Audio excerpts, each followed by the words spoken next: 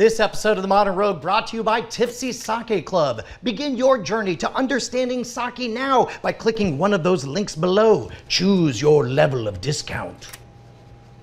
And we're back with Jordan Breeding from Cracked.com's YouTube channel on the YouTubes.com. We're here with themodernrogues.com /net. How you doing, Jordan? I'm great. I'm feeling good.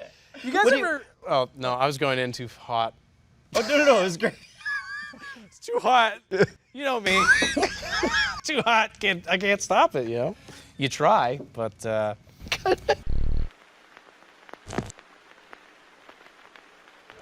know how people in the past were dumb compared to us now? I do. Yeah. I was talking to somebody from the past, and I was like, Mom?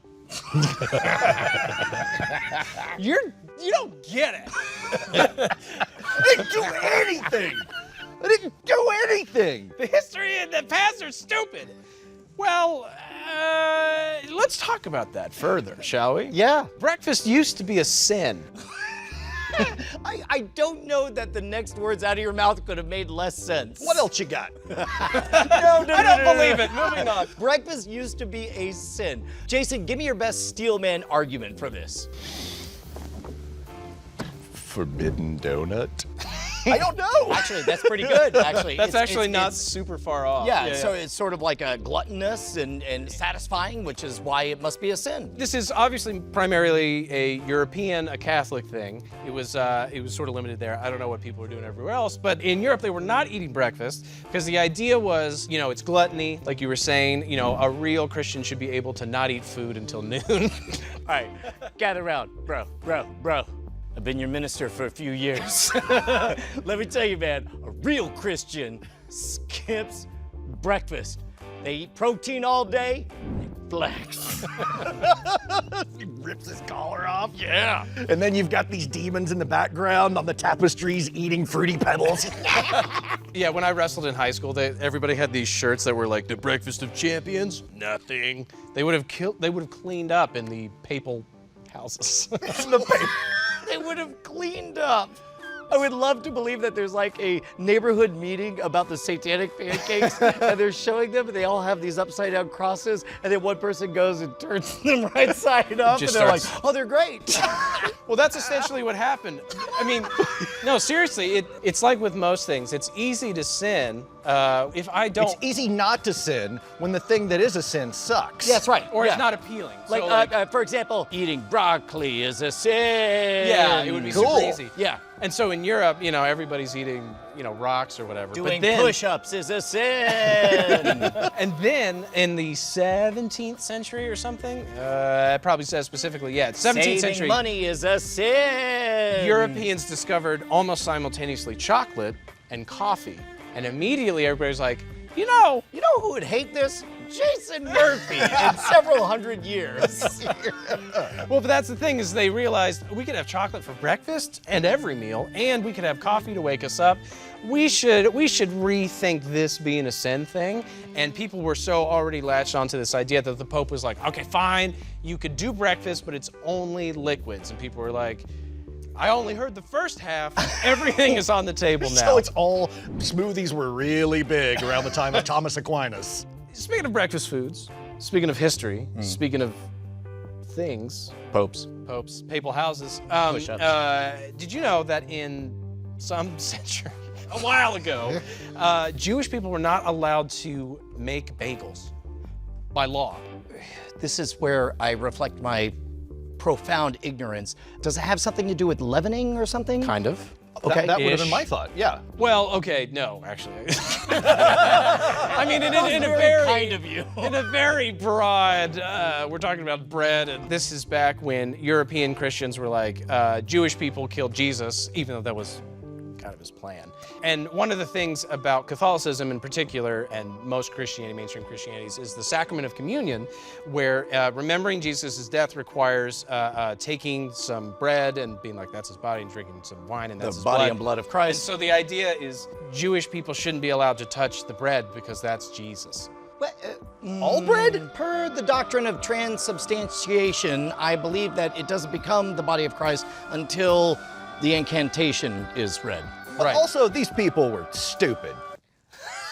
They probably didn't even have transubstantiation as a word yet. Is this too spicy? Maybe we can move on from this. We got 4 other ones. Another thing that God hates, besides bread and Multiple hates. Kind of killed the whole earth one time, except for this dude in a boat. yeah, So, and a few animals. and a bunch of animals. There was a time where a guy, he burned up so bad, there's like nothing left of him, and his wife jumped out a window, and she died trying to get away from the fire, and everybody was like, what the hell happened? What the heck happened here? And they decided what he had been doing was reading late into the night.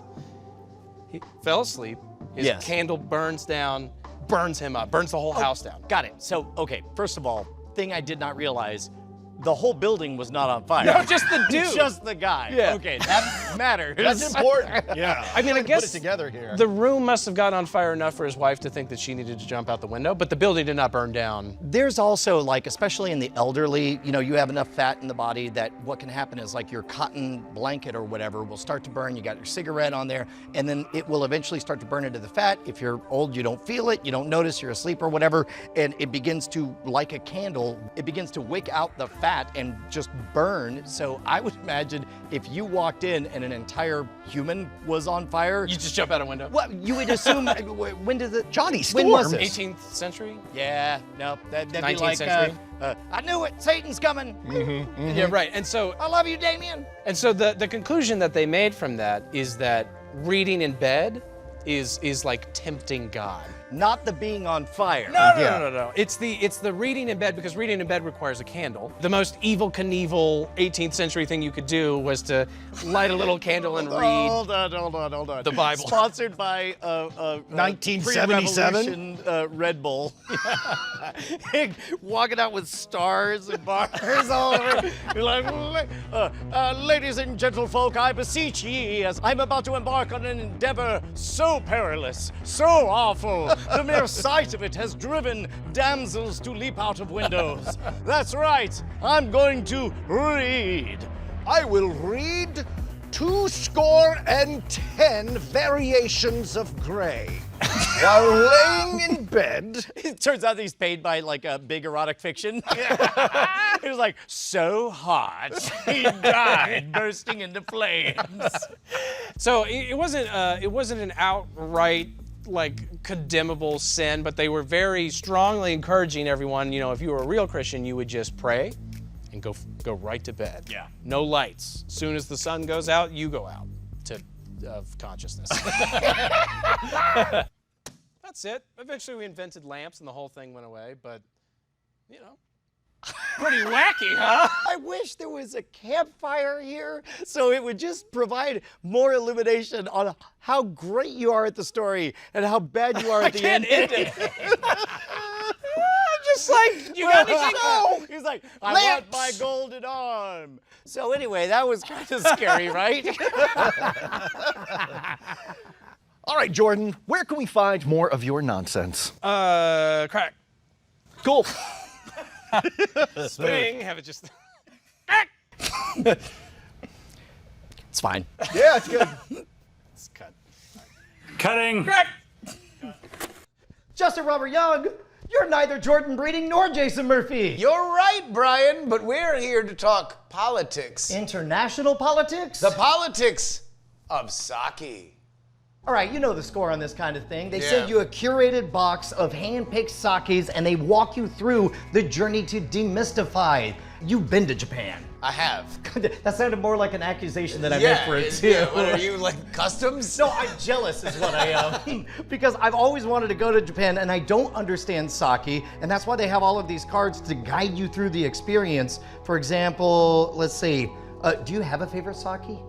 I don't, which is why I'd be really excited about Tipsy, because what I learned is that sake is not only a beverage that is served at hibachi restaurants that you drink as fast as possible. Right. At least for me. Yes, well, hopefully we're gonna educate our way past that. Exactly. And when I went to Japan and when I've been in certain other places, you realize that sake has a gigantic palate. Like there is some stuff that tastes more like what you would traditionally think. There's some that have insanely different flavor profiles. And for there to be a service that gives you 6 bottles every 3 months, That's amazing. You can really, really, really expand what you believe sake is. Plus, they tell you the story of where they come from, what the flavor profile is. They educate you as you move along. And if you click on the link below, use promo code TheModernRogue for 10% off of anything. Or if you want $30 off your very first box of sake, use promo code TheModernRogue30. But first, we got to figure out which one of these we want to try. You want a light and dry? Light and dry. They're all light and dry. Wow, we have all light and dries. Yeah. Well, you know, that's us. That's kind of our brand. Hi, I'm Light. I'm dry. In the morning. And we're taking your calls. Ooh, here we go. Food pairings. You want one that goes with meat and seafood, meat, seafood. I'm starting to get the sense that sake Pairs well with both meat and seafood. Yes. Yeah. Oh, they even have like the serving temperatures that you should do. Ooh, so we should pick one that's room temperature, right? Yeah, here we go. I guess, so this is fascinating. So they tell you whether or not it should ever be served hot, or if it is warm, room temperature, cold, or over ice, whether or not it pairs well. That's actually really interesting. Let's do a room temperature one. Yeah, so a lot of these are. Here, let's do this one right here. So it appears that this one is a Hanjozo. Go on. That is the category. It is light and dry, brewed with crystalline underground water from the Shagawa River system, one of 5 major rivers in the Toyama Prefecture. Here, serve me, sir. Oh, indeed. I'm demystifying this as I pour. Oh, that's good. Look at that. I'll give myself a little Turning thing. Now's Yeah. the point I should tell everyone to click the link below and give it a try. There we So go. you All want right. to sniff? You Yeah. want to sniff for notes? Yeah, what note? Well, I get sake. Yeah, smells like sake. Like it would pair well with meat and seafood. No, it smells really good. All right, you want to take a sip? Yep, here we go. Wait, no, you have to kampai. Oh no! That's bad. I didn't. I screwed up. Oh no. Okay. I okay. screwed up All right. by- How's this supposed to go? Well, you go kampai. That's cheers, right? Kampai. Kampai. All right. Oh, that's smooth. Very smooth. That's a smooth. Okay, now this is the part where it's like, I like this. Now I need to memorize the name. What was it again? This is a Tateyama. Hanjozo, which is the category. It is a Tateyama Tokubetsu Hanjozo. Well, I'll tell you what. Everybody at home can begin their journey to demystify sake by heading on over to Tipsy Sake, 2 P's, tipsysake.com/discount/TheModernRogue. For 10% off of whatever you order, use promo code TheModernRogue. If you want to get $30 off of your first sake box, use TheModernRogue30. What's cheers? Kampai? Kampai again? Yeah. Same thing. Kampai! Kampai! I'm Ted Light. I'm Doug Dry. We're light and dry. And this is Hall & Oates. See ya!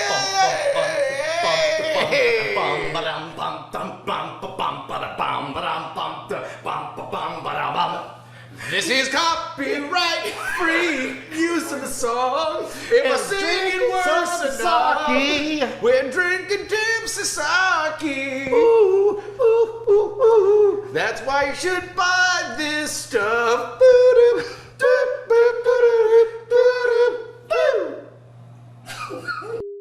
Offer and link in the description below. Whoa.